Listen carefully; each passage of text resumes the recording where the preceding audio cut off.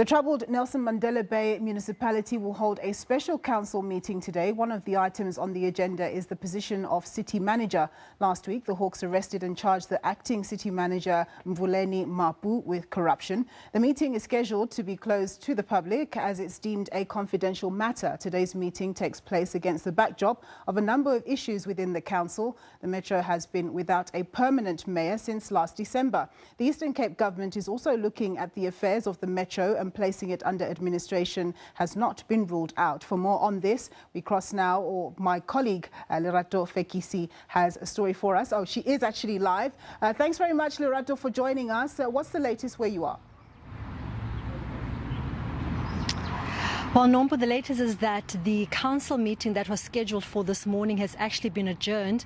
The Speaker, Mvuleni Mapu, said that after consulting with the acting mayor, Mr. Chuno Nobuyeye, that the meeting had illegal technicalities, and because of that, they have now postponed or adjourned the meeting.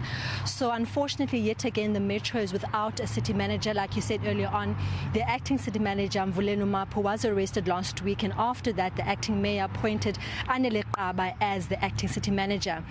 So the meeting has been adjourned for what the Speaker says are legalities linked to the meeting. Lerato, all this uncertainty around leadership and acting leaders and all of that, what has it meant for Nelson Mandela Bay, the municipality, service delivery? How do people feel there?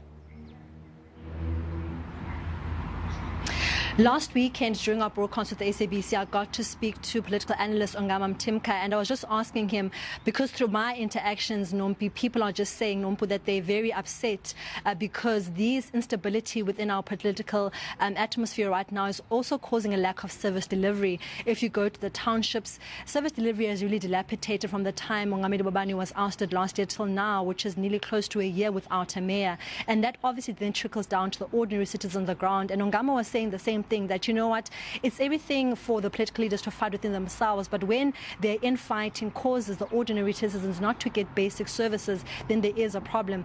Even when to say that the solution for this metro is for it to be placed under administration, because the coalition partners have proven that in the last few months they aren't able to come to a proper agreement. They've been given over 6 months to sit as coalition partners, both the big and the smaller parties, and try find a common ground and form a coalition government, but they've not been able to do that. And because of that, we have an acting mayor and also an acting city manager, and in the past 7 months we have not been able to fill really critical vacancies that are good for good governance and ethical leadership in this metro.